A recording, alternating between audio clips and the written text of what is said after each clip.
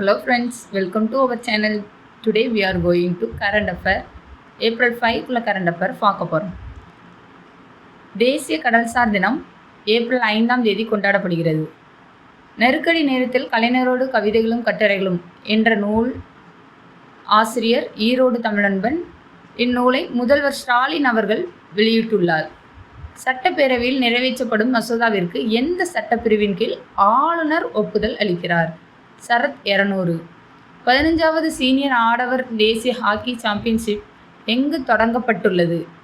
ஜான்சிங்கிற இடத்துல Uttar Pradesh. Karl Marx சிலை எங்கு நிறுவப்பட உள்ளது? சென்னை.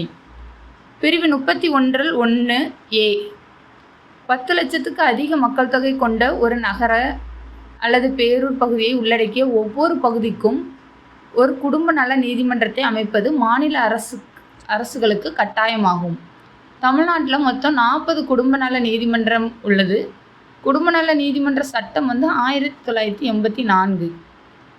MRSAM என்ன வகையான ஏவுகணை?